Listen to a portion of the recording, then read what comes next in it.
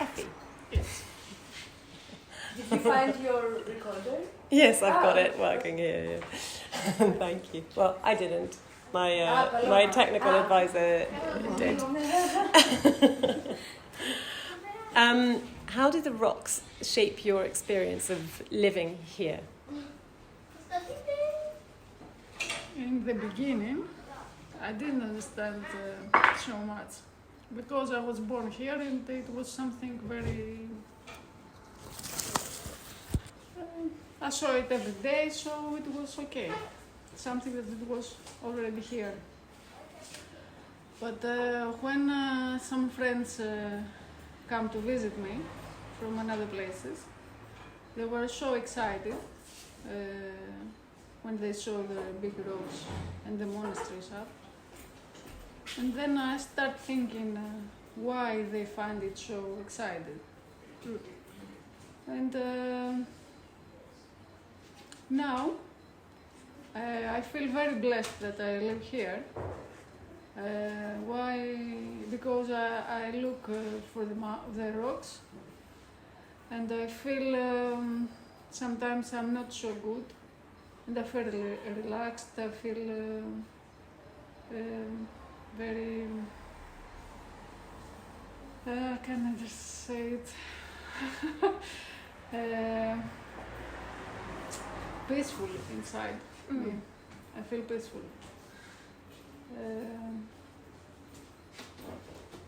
When I'm thinking for how many years these rocks are here, and it was all water, and we won't see those rocks.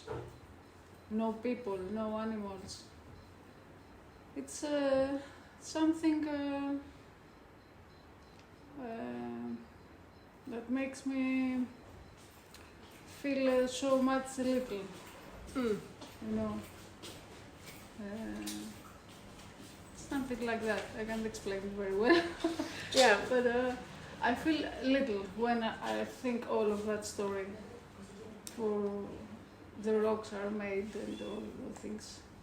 Here. And I'm happy to hear you say this because I always think when you feel little, it's very reassuring because it's like, oh, you know, it doesn't matter. I can't think what, like, that lunch is 2 hours late or it's just like it's all going to be fine. It's very reassuring. It's nothing. Do they appear to you in dreams? Rocks? The rocks? No, I don't think so. I don't remember a dream with the rocks. What do you think Kalabaka would be like if the rocks weren't there? Kalabaka, I think that would be just a small village without the rocks. Because a lot of people come here to visit the rocks, to see the rocks. And from the people here, making knowledge, making things, their minds go, start thinking. And from the work they have with the tourists here. So if we didn't have the rocks, I think that would be just a small village. So, the people from Kalabaka, you think that they're more open-minded and broad-minded because they have so many people coming through and this... Yes. Yeah, it's very interesting. It makes sense. Yeah. Are there special places amongst the rocks that you like to go to? If so, for what reason? I like to walk some paths. There through the rocks. I like to see the nature around and the big rocks coming. You see from the beginning until up. It's one rock that if you go that inside, you go through. Πώς είναι αντίλαλος? Echo. It has echo. Oh, wow. We call it the rock that speaks. And if you walk there and you speak, it's just the same. Wow. I like there. Yeah. It's fun. Will you show me how to get there? I'd really like to go there too. This sounds really amazing. We were thinking yesterday with Dorothea about how their house is built with the balcony at the front overlooking the road rather than at the back overlooking the mountains. Is that something that, and she was saying that's like typical of an old construction around here. Mm-hmm. Do you know why? Why are people more interested in looking at one another than at the rocks? Many years ago, not now, as it is, before the wars, before the Germans, all of the houses were stuck together. Mm-hmm. There wasn't separate. All the balconies were one balcony. Really? Yes, and the street, it was like a tunnel. From you walk down like a tunnel because it was all houses all together, stuck together. Huh? Mm-hmm. Downstairs they had the animals, cows, horses, donkeys. Upstairs, people living. It was like one family all together. They didn't understand to see the view. Yeah. It was like a family all together. Wow. And what happened to this way of living? Karlabaka was from the wars burned down from the Germans 2 times. And the second time when they start making the new houses again, they separate. They lost all of it. So Karlabaka was completely destroyed by the Germans twice. Yes. Why? During the war, I don't know why. They just destroyed loads of places. They just came through here and burned it. Yeah. They destroyed pretty much all of Trikala as well, didn't they? Mm-hmm. But Karlabaka more, 2 times. And a lot of people speak to me in German in the street. And I'm like, I'm not German. I have to cut that bit out. Don't worry. We don't hate Germans. No, it seems that way, no? It's all just fine now because the place is full of tourists from all... Because that's because we hate Hitler, not German people. Of course, yeah. And a lot of Greek people are in Germany. Yes. A lot of people. Yeah. And why in Germany in particular? They worked there many years ago. My grandmother, for example, that age, went to Germany because they find jobs to big factories. And one to another, bring another, and they stay in Germany. Mm-hmm. And from here in Thessaly, there are a lot of people there. Amazing. Mm.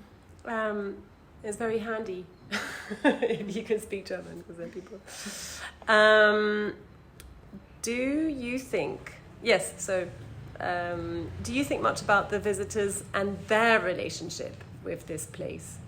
Do people do people talk to you about their feelings when they come to this place? Do you have much interaction with tourists when you're not in that line of work? People like very much the area. Mm-hmm. And the rocks and the area also because of the mountains. From here you can go to visit, for example,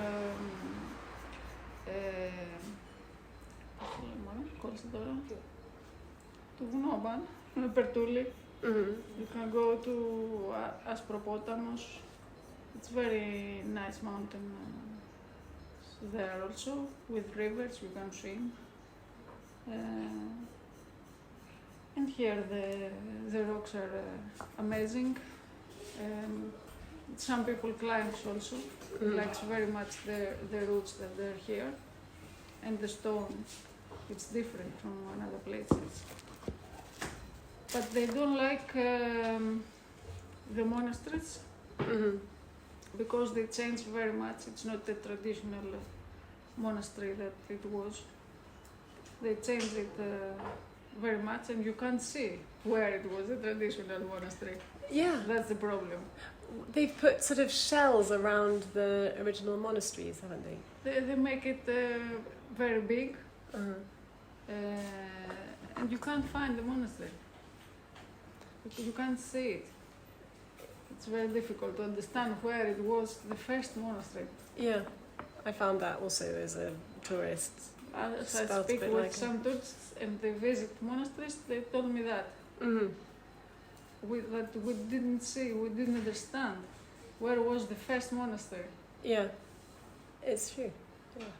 And you feel a bit sort of, I don't know, I felt a bit lonely going around those monasteries with the, it felt a little bit kind of disincarnated. The whole experience was sort of impersonal.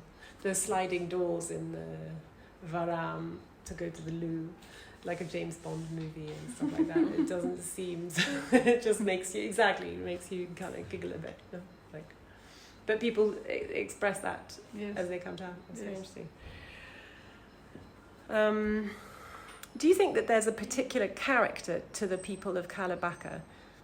Do you think it might have something to do with the place? Would you say that people have a particular kind of Kalabakese, if there's such a thing, outlook?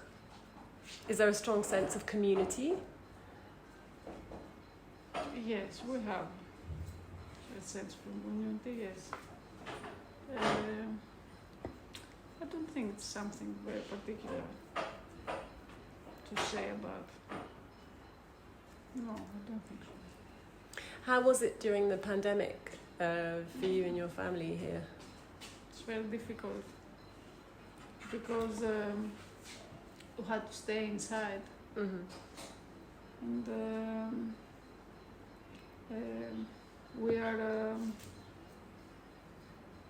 we used to walk with my family around the paths from Meteora every Sunday. And the children, when they didn't go to school from Monday to Friday, it was okay. But when it was Saturday and Sunday, it was very difficult. They say, we want to go out, we want to play, we want to go hiking, and things like that. So I had nagging all the time from the children. It was difficult for us also. We couldn't see our friends.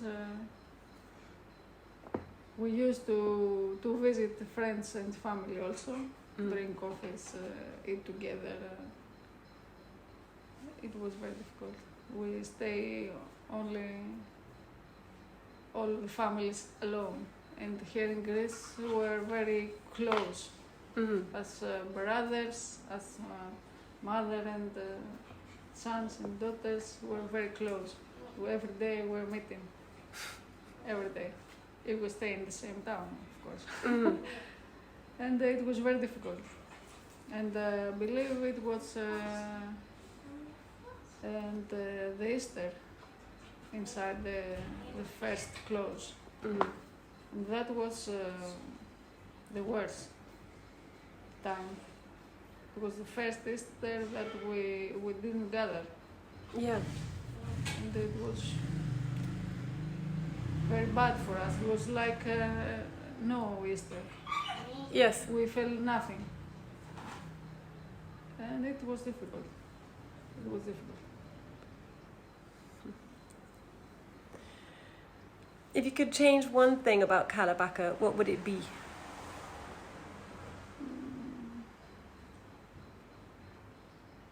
Τι να αλλάξουμε στη Καλαμπάκα? Δεν το εννοώ. Nothing. I never thought about it. Yeah.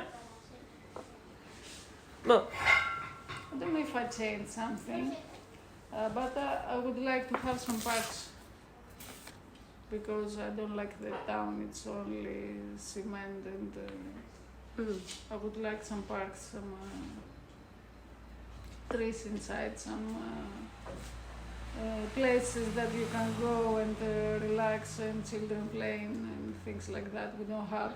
And it's difficult to grow up children. You don't have something to go them outside to play.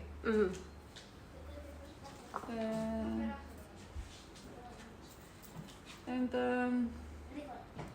I would like more freedom to Meteora because now the monks they want to have the rocks for themselves. Yes. And we have a little bit war together. yeah. They want to send us away. It's amazing, isn't it? They own the mountains, I understand. They think they own the mountains. They don't own the mountains. They don't own them. Okay. Yeah. It's really interesting. So they have the power to stop people from climbing. And the thing is that they don't ask only for the rocks that the mountains are on. They want all the mountains, all the rocks. Everything they don't like. Don't hiking, don't cycling, don't climbing, don't walking. They want nothing. They only want people to go to monastery and do nothing else. I don't like that also. Ναι, μπορεί να πάτε μέχρι την παιδική, να γυρίσετε. Are the young people moving away? Do you feel that they're interested in their own sense of home and identity here in Kalabaka? Are the young people moving away, or do they feel rooted here and they want to make their home and life here?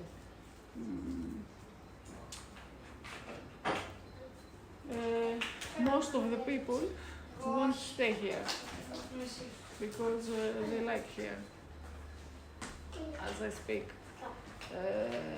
I don't know now the young people. I'm not so sure about that. But people from 30 years and bigger and older, they want to stay here. And some people I speak because from their work they had to move from some years. Everybody tries to make to come back. They make everything to come back. I like also here, but if I had to stay to somewhere else for some years, I think it would be okay. But most of the people, I believe, yes, they want to stay here. They like this place. They like their lives here because it's small town. It's you can do everything. You can park everywhere. It's easy to stay here. You see people during the summer. We have tourists. It's near big cities if you want something else. It's near to go to the sea. We have the mountains. It's the life here, okay. Yeah.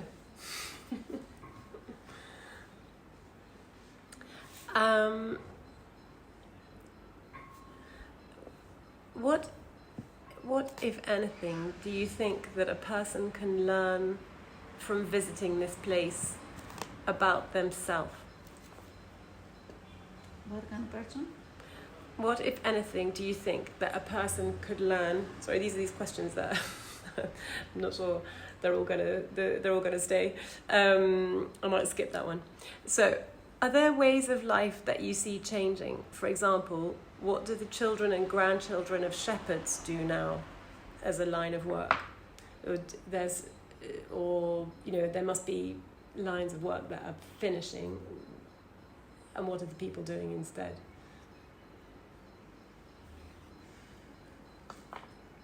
We don't have, for example, shepherds. We have shepherds, and now children's and grandchildren's, they stay. Especially the villages like Chrysomilya, it's some 20 minutes from here up. We have a lot of sheep and a lot of cows, and young children stay there. But we have some jobs that they are not anymore. The children try to study. In Greece we have the thing that the children, you must study, go to university. And then they finish university and they can find job in their sector where they study. It's a little bit problem, and that's the reason that people lives from here. Is some that will live from here, it's only for that. Usually people here follow their parents, usually. There are, for example,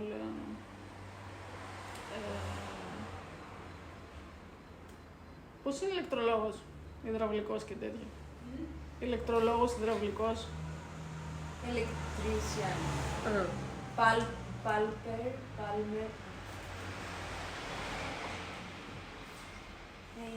Usually a parent takes the small children with him when it has no school. Yes. So they learn, they become like an apprentice. So they learn his job.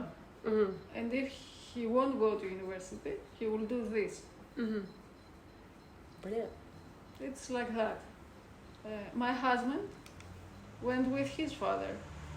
They make fireplaces and build constructions. And he knows the job, he do this job. Now he's on the Plumber. fire, he's a fireman now. Yeah. But he do that also as a second job. My son goes with his father when he makes fireplaces or something else. Maybe if he doesn't find something he likes, he do that job also. Yeah. Nikos, my husband is Nikos, is I believe 5th generation to build constructions. Most of the buildings here, churches, schools and things like that, are from his grandparents, his father, grandpas. So we have it a little bit here, from father to son. That's so nice. That sense of continuity. We have it, yes. I'm very interested in sort of local myths and kind of fairy stories, and are there any that come to the top of your mind about the rocks or the trees or any particular location? Are there places where people say you shouldn't go there, or in this place, I don't know what, there was once such and such a thing that happened, and that are part of the sort of popular imagination? We don't have so many myths, I believe. I don't know. But in our village, Theopetra, you went yesterday, we were there. We had 2 houses that we say that it was haunted. And when we were kids, we didn't go there to play because we were afraid. And people lived in these houses? They lived years Before? ago. Oh, okay. So they were abandoned It houses. was abandoned house, yes. And they say that there were people they torture people and they hang people when it was the war. So it was the ghosts all from those people there inside that two houses. One day I think we were so curious and we went inside. We were 5 kids. And we were was very afraid, all of us. And one of us, he saw something to be like hanged. And start screaming, someone is hanged there. And we all start running outside. The one that saw that, he was with slippers. He lost his slipper. But we were so afraid that nobody go back to take it. So we left. And it was very bad. And my mother-in-law says... This is the mother also of Maru, yeah? Maru, Yeah. yes, Maru's mother. When she was a kid, they say to that, not here, her village, it's in Pertuli somewhere, in the mountains, where some women, we call them like fate. Mm-hmm. They make her fate. Oh, really? Yes. Yeah. And they were in the mountain, inside the trees and things like that. Everybody says it will be there. And my mother-in-law, she has a horse. Every day she went to put it water, to put it food, and brush his hair. And left. The horse was outside in the forest, free. Uh-huh. And when she went in the morning to give it food and things like that, she found his hair with Plaits. yes, all his hair. And she changed it, she leave it again, brush, and then the other night also. She finds for 15 days. Every day the horse with like that. And they said that the fates were doing that. I don't know what it was going really, but And the fates, do people, have people seen them in the woods, or do they, Some are people they real says- people, or? it was women, all it was women. Wow. And in my village, Uh-huh. when some children, small children was born, the first 3 days of his life, σε Δωροθέα πήγαινες, βάλτε εδώ. Ναι, το μάξι εδώ, sorry.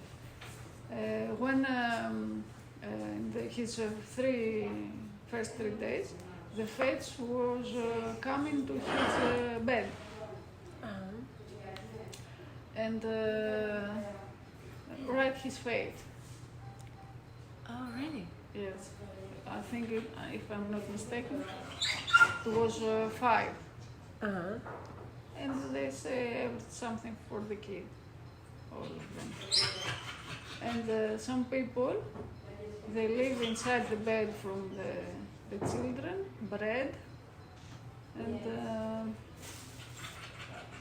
I don't remember why they live bread, and they live in the Brazil. Uh-huh. I don't remember why, because the fates were liking that, but I don't remember why they need bread and the brass. I don't remember. Are there still traditions to do with children being born around here where you, for example, you don't go out for a certain amount of time. You stay at home for 40 days or... Yes. Yeah? Yes, we have it. But now they start not doing so much, but we still have it, yes. For 4 days you don't go out, and then you have to go to the church, the priest with your kid, your newborn kid. Go to church, and your priest says a prayer, and then you can go out from the house. And the mother, for 40 days, can't go out to the yard from the house and go to the balcony when it's getting dark. Also, you can't go outside. It's something, things like that. Did you do this when you had a baby? I went to the balcony. But for the first kid, I didn't went outside for 40 days. Yes, I didn't go. Second kid, I went. You kind of had to, yeah. 20 days.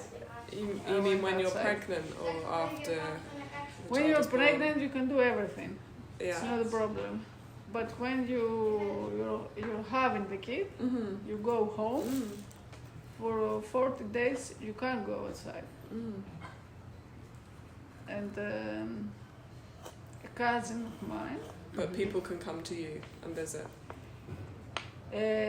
It's better to visit you after 40 days because they don't want people come to newborn kid because maybe it will be sensitive, the small kids, so no people coming. Only your mom, very close persons to you, not only family. And after 40 days, friends and relatives start coming to visit you, to bring gifts for the baby. It's like that. And what about around when you're not well and dying? What happens here? What's the sort of tradition if somebody has died? When somebody dies, now it starts not so much, but until now we had the dead man inside the house.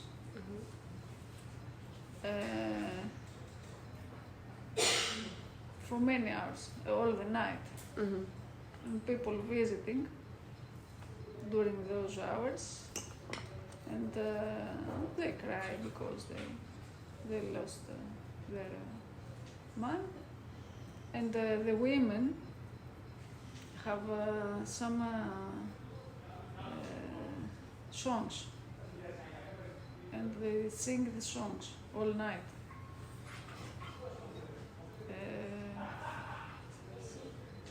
And in the morning we go to the church. The priest makes prayer also. It's about 1 hour.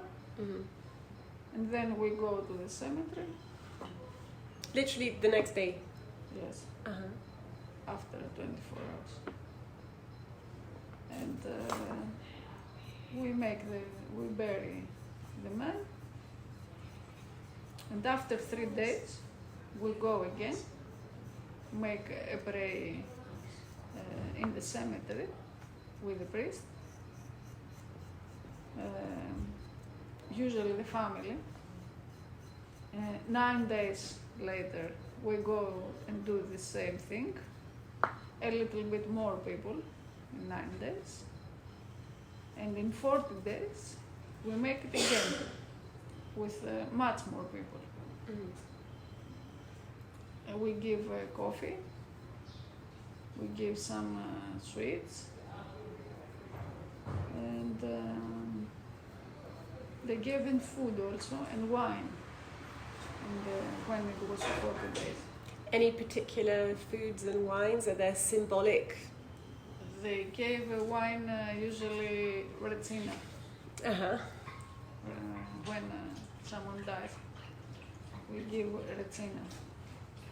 And foods, no, it's not particularly something, the food, but you give olives Mm-hmm. every time, olives, and chocolate, small chocolate. You find in every funeral. What else we do? And when it is 1 year, and then you do it again, all of this, as we do in 40s. And 5 years or 7 years, you make you take the bones out, Mm. and again a small prayer with the priest. They wash the bones. Who's they? Who? What is the procedure? Does the family all come while the bones are removed, or how does it work? Is there a ceremony? Usually one from the family Uh-huh. goes there when they make outside. They take the bones and they wash them, Mm-hmm. and they leave it to dry Where? somewhere in the church. Uh-huh. They leave the bones to dry, and then we go in the evening. You do it in the morning, and then all the family goes in the evening with the priest, make a prayer also, and put in the bones wine. Uh-huh. And Still Retsina? no Retsina. Retsina is to drink. Uh-huh. We put red wine. Uh-huh.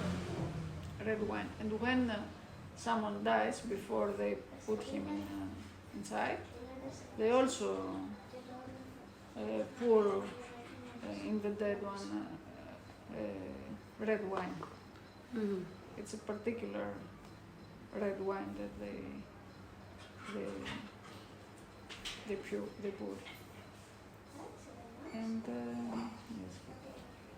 And then they put in a box. And it's What sort of a box? Like a stone box or a... no stone. It's has inside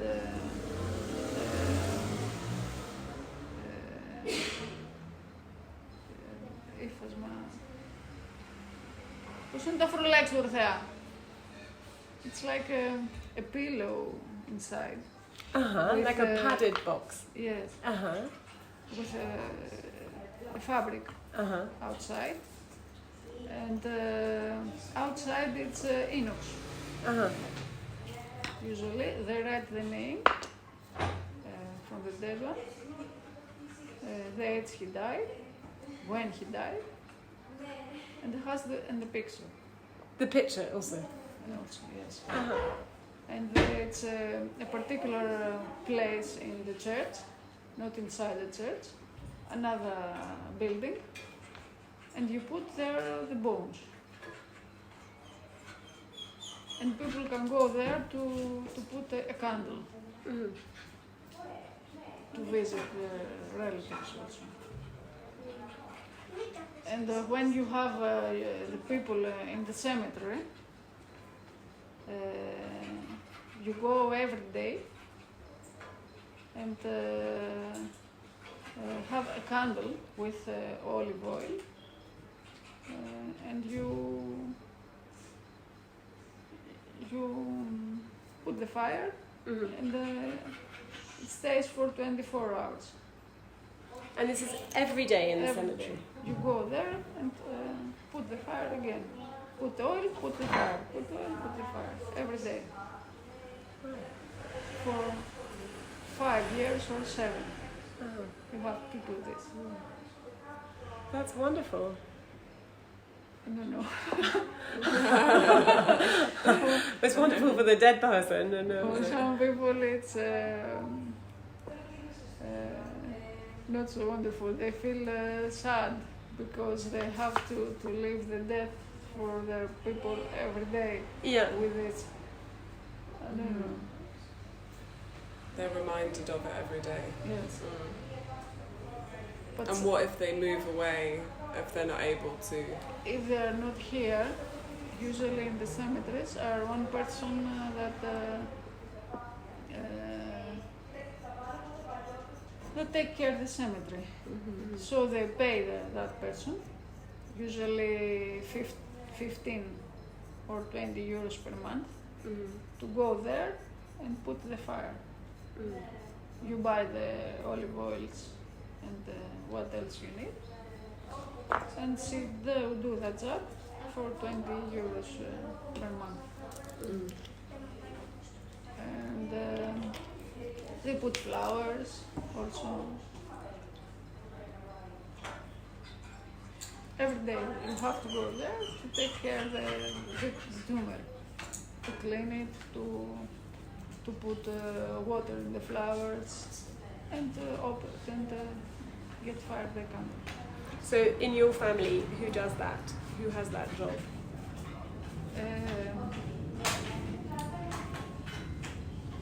It's not a job for one person. Yeah, it's You can, everybody that has no work today, I'm free, I'll go. Tomorrow, my brother is free, or my father. yeah. We speak together. Who will go to the cemetery? It's like that in the families. What age are you when you find out about these rituals? Do you learn them quite young? Yes, I was 6 years old when I started to understand what we are doing, because my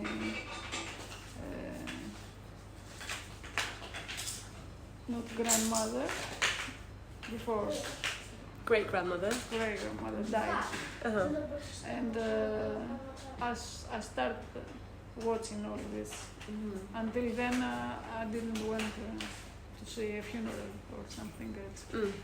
And when she died, we were living together. And when people dies, we don't in the house. You suppose that you won't hear any songs, or you won't open a TV until 40 days. But we were small children,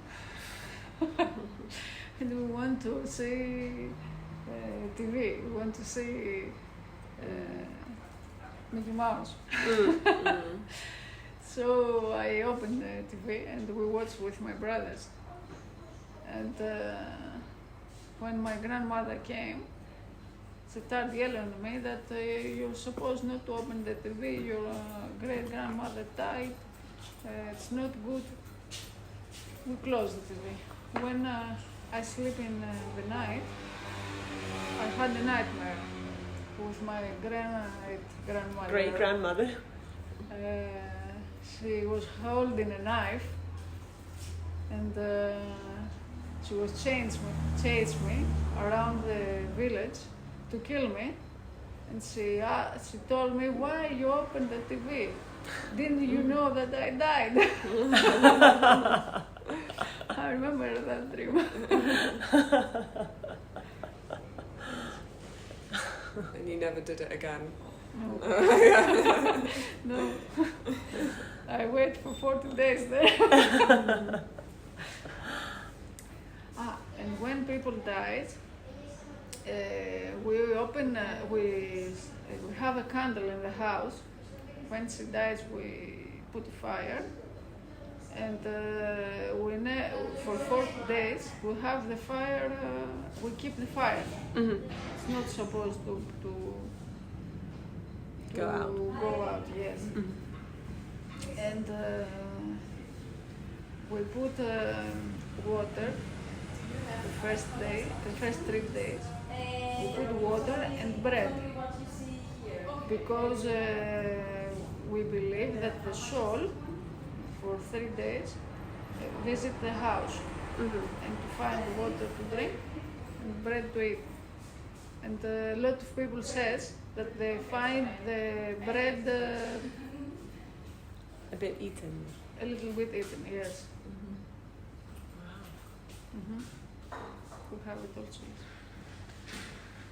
I don't know if it's true, but I've heard it from a lot of people that they find it a little bit eaten. Because the water you can't see it's a little bit, but the bread. Yes. And are there a lot of do people believe in ghosts? So, for example, in England, there's lots of ghost stories. You have this haunted house, but is it kind of a common idea? Yes, we have with the ghosts. We believe in ghosts. Not so much now, but when we were kids, we had the ghosts a lot. My husband, when he was younger, he was maybe 20 years old. He had a bike, and he before going to bed, goes around the Meteora. And one day,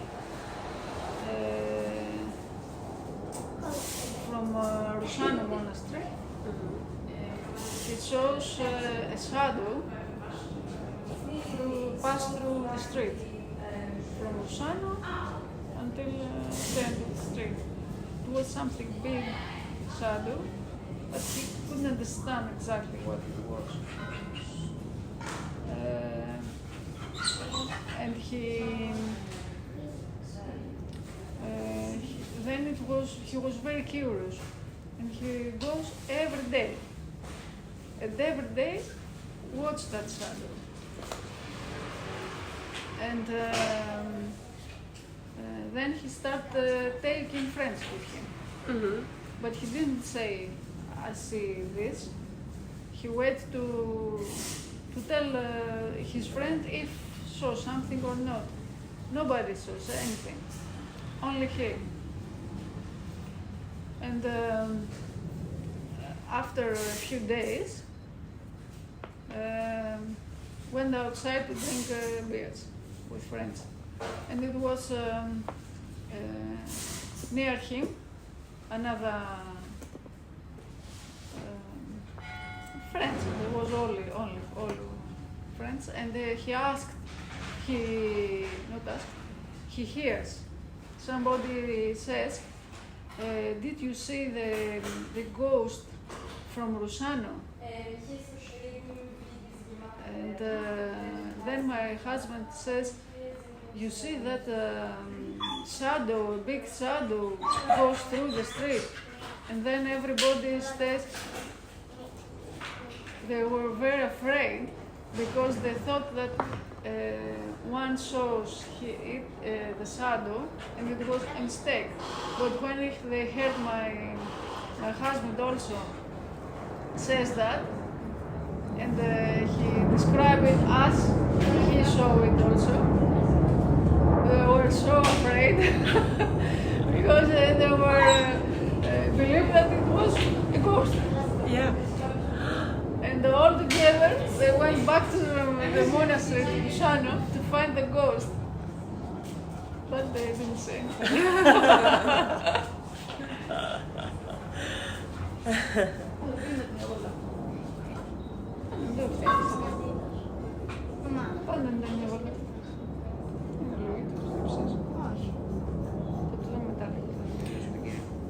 We were also interested in this idea of gossip And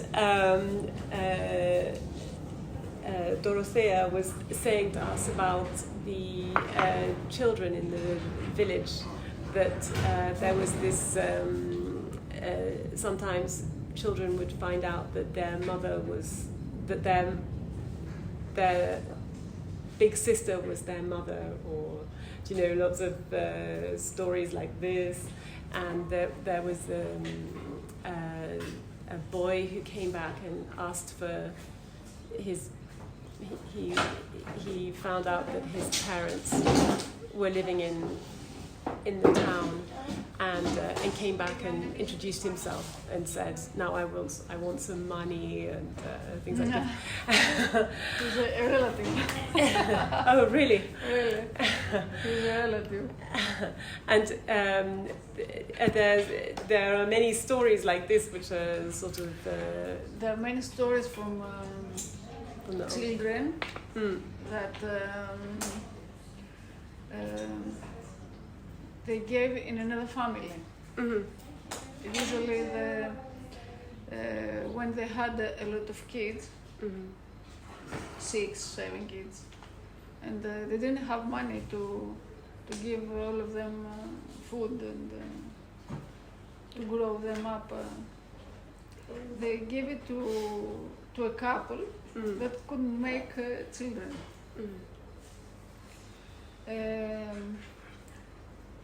Maybe it was some that they didn't know, or if I had a sister that she couldn't make children, and I gave her one child. Yeah. It was, we saw that it wasn't wrong. Yeah. It was something good to do for your sister or your brother. And for your own kid, if the other couple had money to feed you and things like that, you would be better. It was something like that. And when the children grows up, some of them learn their history, and they start to find their mothers, their brothers. A cousin of mine, she was only child, but she didn't know that they weren't her real parents. And she learned it in a wedding. Wow. In a wedding, they were with his parents, her parents, and somewhere from the village told her that she had brothers and sisters. And she says, no, I don't have. Yes, we don't have, but your real parents has. And she goes, wow, what are you telling me now? Her parents didn't say to her nothing. Wow. She was very confused, very sad. Then her parents explained her that they couldn't make children, and they take her. And she wanted to learn from where, and she went to find her mother. Her father was died. She didn't meet him, but she didn't feel anything. Her mother wasn't so.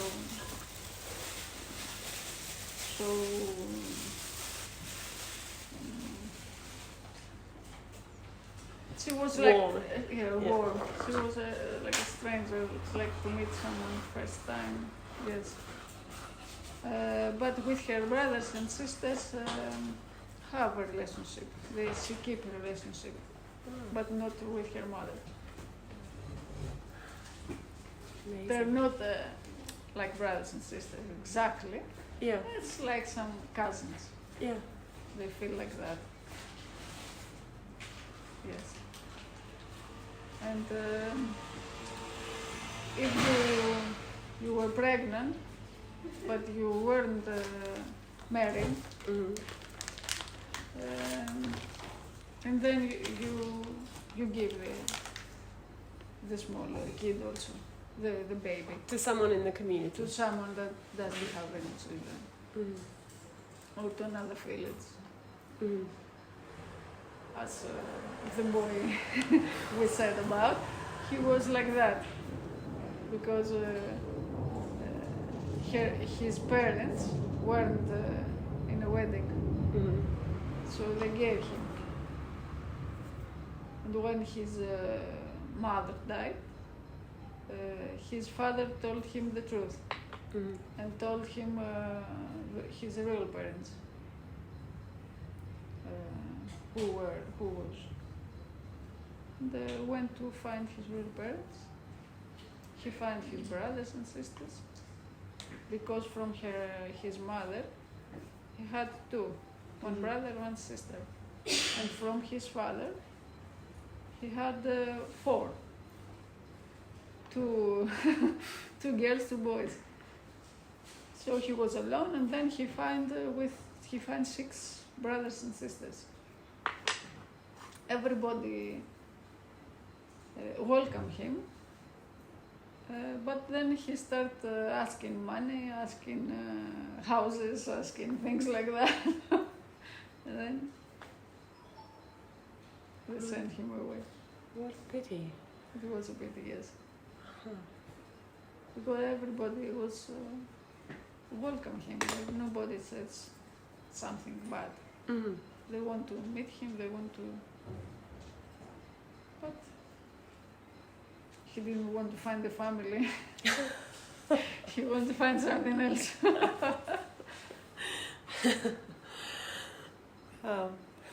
And old people here, I'm also very impressed. I really like to see, we have a neighbour in our street, and he's in a band practicing, and Paloma and everybody went to see him play. And he comes 3 mornings a week, I think, very early to take his grandpa shopping. And it's so nice to see in Greece people taking very good care of old people, and they're not put in a home, or there's really this sort of loving community for everybody. That must really be reassuring as a person growing older. For the old people, yeah. Yeah. Yes, we have that relationship with our grandparents because we grow up with them. They were in our lives every day. It's not a grandparent that we see once in holidays, for example. We have every day. So we love our grandparents and we want to be okay. And if our parents can't take care of them, or they aren't here, the grandparents have their Grandchildren. the grandchildren. They have the grandchildren. I have my grandmother also. And with Yorgos, we take care of her. Because my mother is in Germany. And it's like that. When your parents can't look after your grandparents, the grandchildren do that. And they make it because they want it. Yeah. Because they love their grandparents. They go them to the doctor, they go them for shopping, and what they have needs, all of their needs. You go. You find time and you will go. You know that it's your job, and you do it because you want it. It's not an obligation. You don't feel it like an obligation. You want to do it. You want to be your grandparents, okay. Yeah.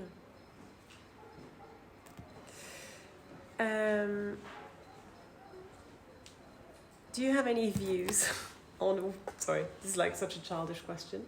But I'm going to ask it anyway. Do you think much about your relationship with time passing, with even with the afterlife, with sort of what we're here for, why, and do you think about that much, and does it affect the way that you live your everyday life? Not so much. I don't think why we're here. When I was younger, I was think that I will die one day, and I was terrified. Mm-hmm. So I start not to think it.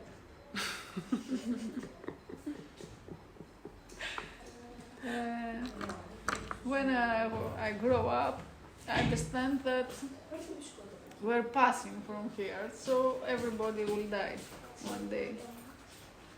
And I would think that we have to be every day alive, to feel alive, to do things, because we won't be here forever. Mm. And we grow up with Jesus, with Christianism, so we felt that when we will die, we will, if we're a good people, we will go to the paradise, and we want so you won't die and disappear.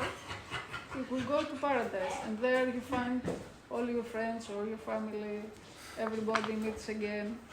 Just like here? Just like here. And it's lovely there, because you don't work, you don't have obligations, just having fun in the paradise. We grow up believing that. But when we didn't think anything else. We didn't put our head in thoughts. Maybe it's not like that, or it's this, or it's that. But when my aunt died young, no, she died 45 years old. I'm sorry. And I loved her very much.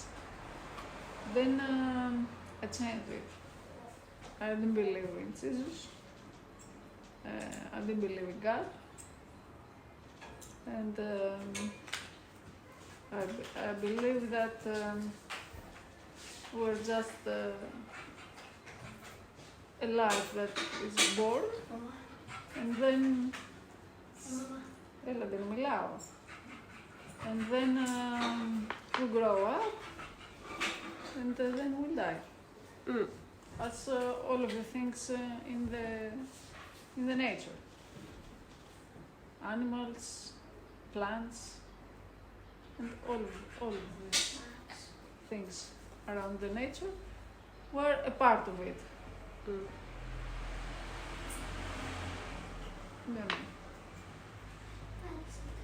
I discussed with some people for afterlife.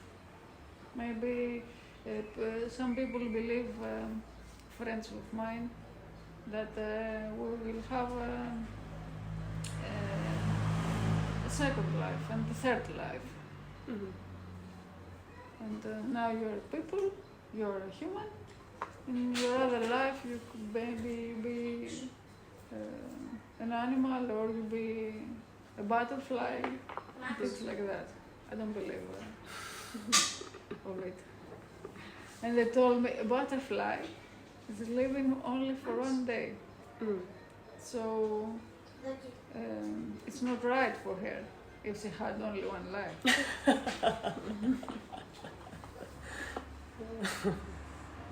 I believe that we're apart from the nature, we're born, and then we die as we grow up. That's all of it. I don't know.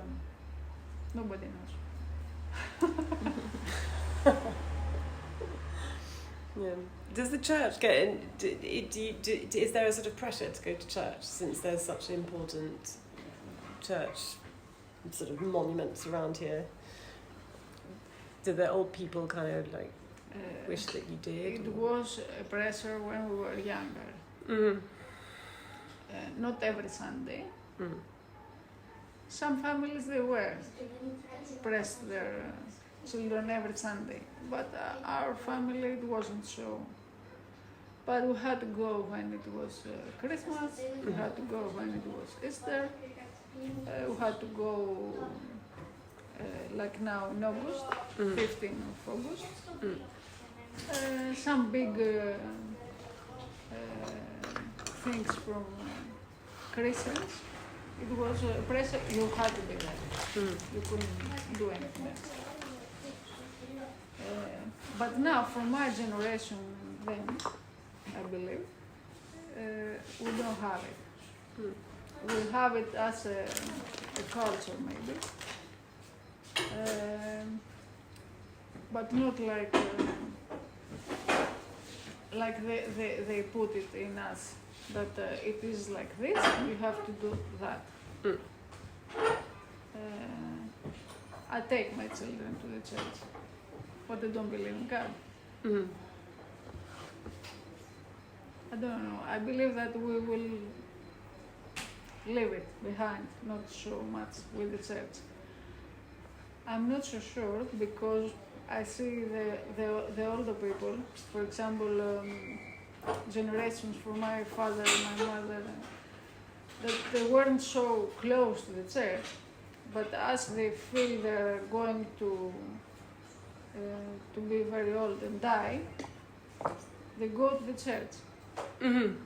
Oh, really? Yes. They go, they find their... It's like last chance, kind of. Maybe, I don't know. Yeah. I think I find it very,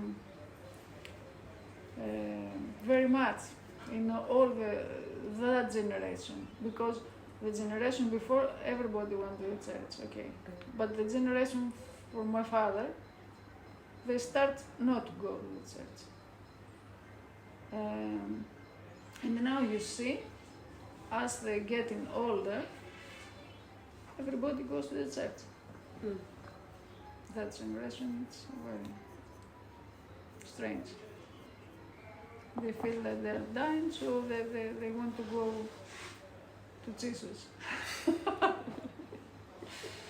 As they come close with their death, they start loving church and Jesus and things like that. So maybe we will feel it also, I don't know. But now, no. We're not so, our generation, so much with the church. And does the church get involved in, like, I don't know, feuding families and things like that? Do they settle disputes and get involved in the community, or are they really, like, outside? Maybe one reason that younger people left from the church is that. Because we don't see the God inside. Yeah. Because we see the church like shops. That they want to take us money and they don't care about us.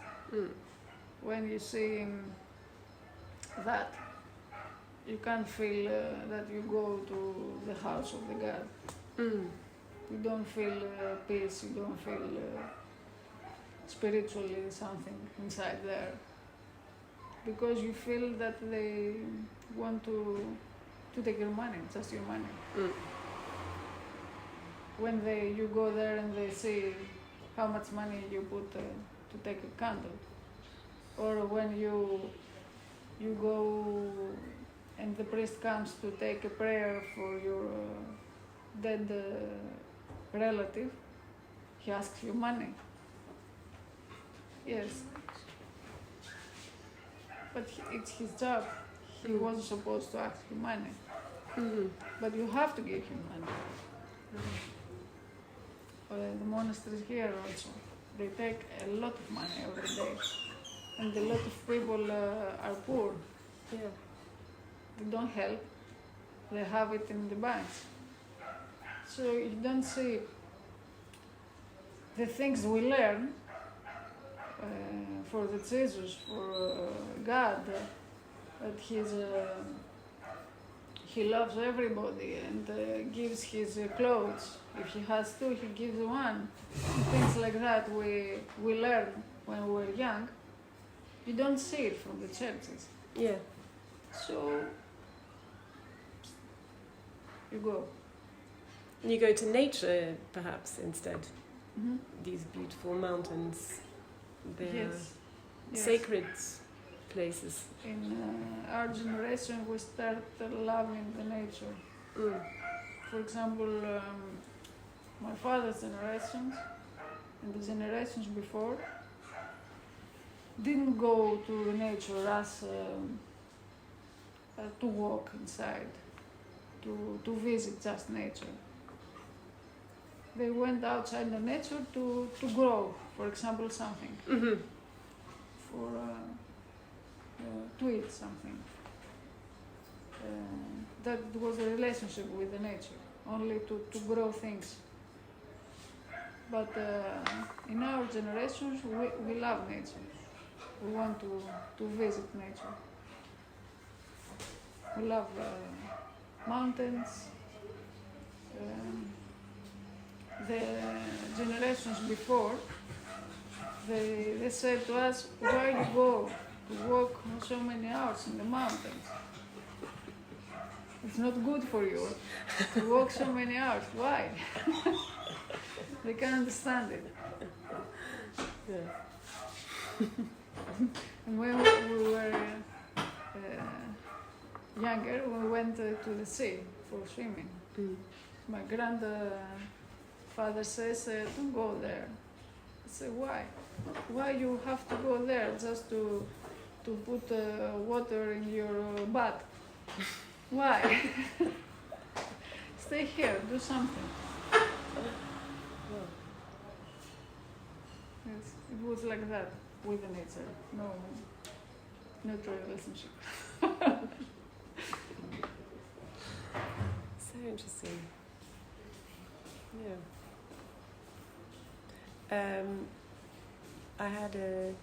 There's a Stoic philosopher called Marcus Aurelius. He said this thing which we were talking about the other day. Our life is what our thoughts make it.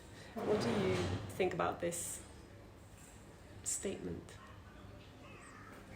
Yes, I believe he's very right about that.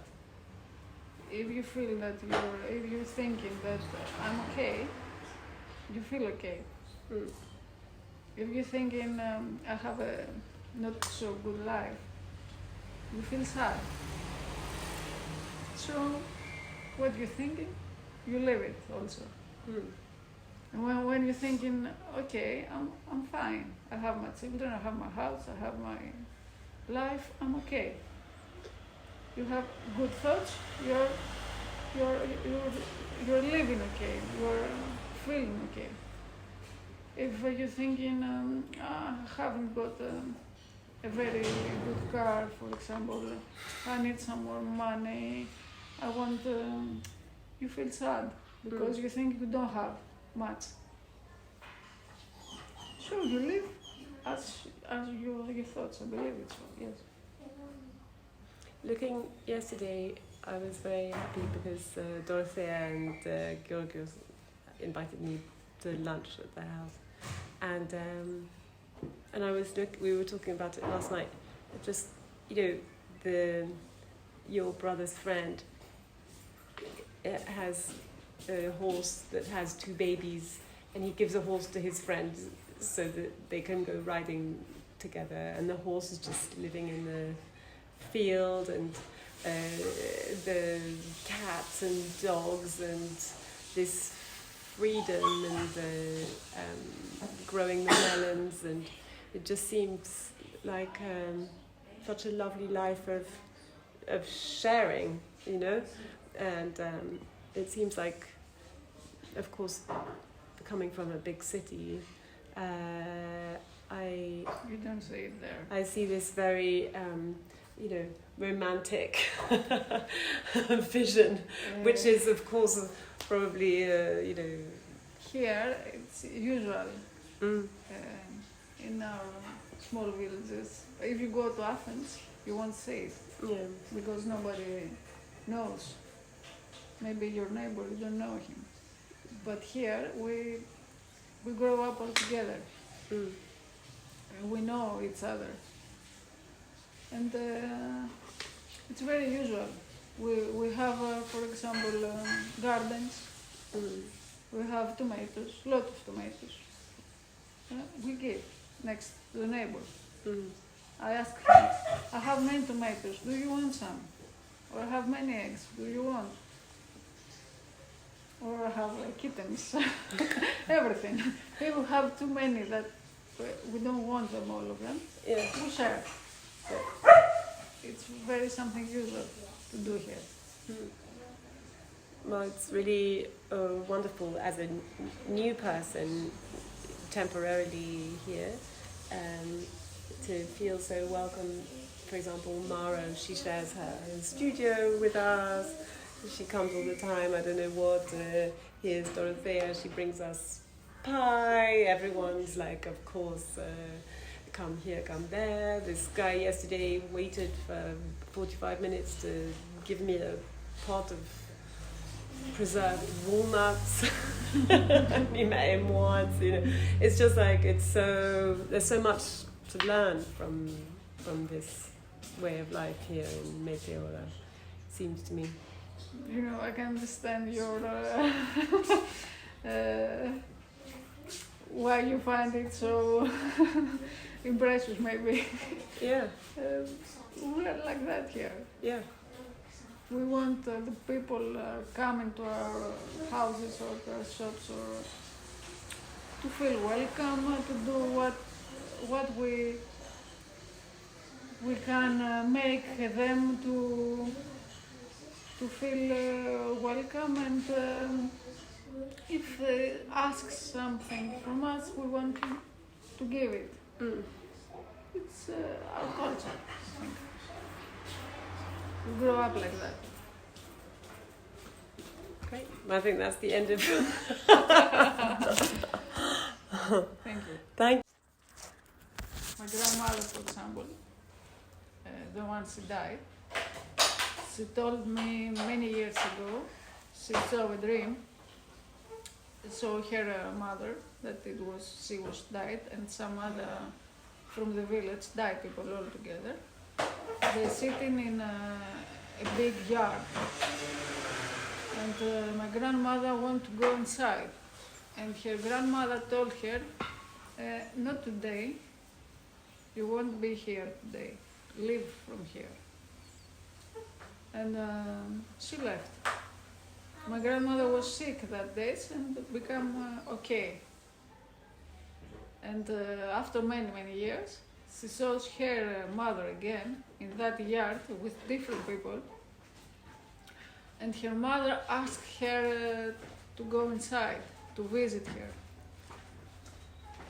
And when she woke up, she told me, I will die. I saw my mother, and she asked for me to go with her. Wow. And after 3 days, she died. I don't know. So and I've heard and a lot of people that when they meet dead people, to call them, after a little bit they die.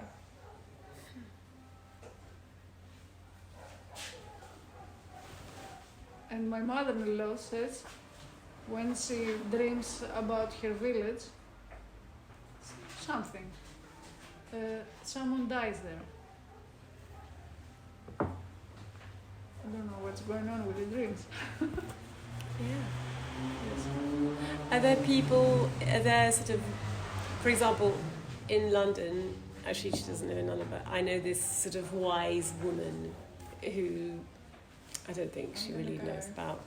Oh my goodness. I'll see you on Tuesday. And Banana. We didn't know each other 2 weeks ago, and now and now she's leaving, and I'm like, oh, I'm bereft. My new friend. nice to meet you. Have a nice day. Me too.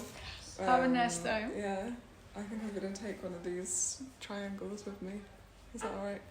No, I think I'll eat all 4 myself. take them all. You've got a really long day. For my road. Bye.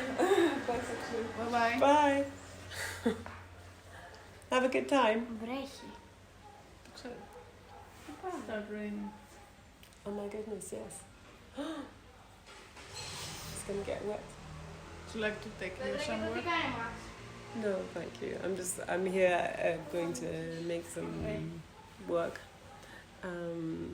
But thank you very much. Not a problem. I've also, I once got, sorry, I stopped listening. Yeah. So he was very ill, he stayed in bed, so I'm going to... He started not to speak so much. If you asked him something, he would speak to you, but if you didn't speak to him, he never speaks. And then he started losing his movement. Goes only to the bathroom, sit in the couch all day, or to the bed.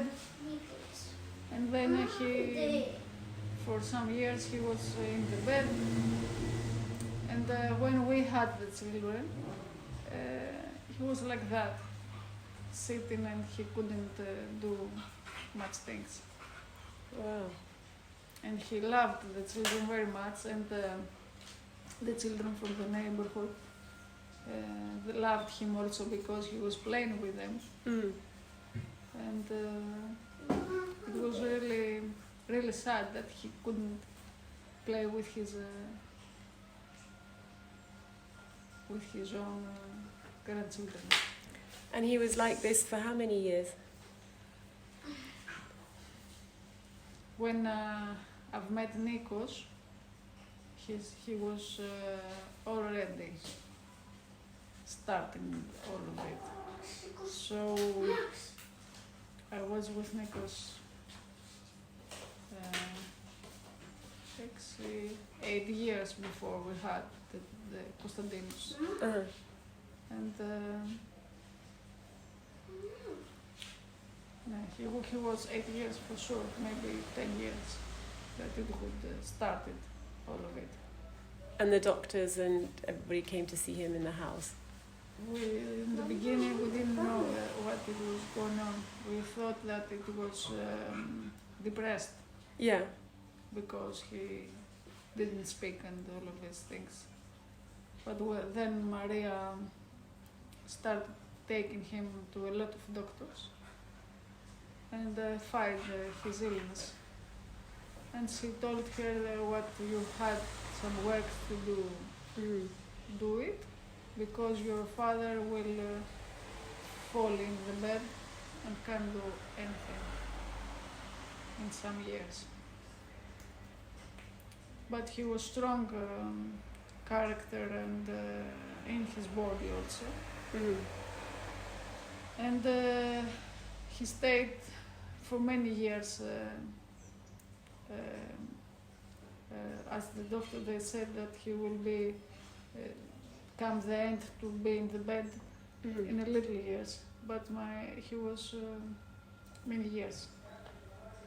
And do you know, what do you think about things like assisted death, assisted suicide? For example, in Switzerland, you can go and you can die if you want. Yeah, what do you think about that? Do you have an opinion about that? Here it's forbidden, but I think that if someone wants to die, that it's his own decision to take it. I feel that if I want to die, I should die. Why the government tell me to be alive? Mm-hmm. If I am not feeling okay with that, Yeah. Mm. I think that it's a good thing to take. You can take that decision. And do you know anybody here in Greece who has done this in your community or no? No, nobody dies. Mm. It's difficult. Very difficult.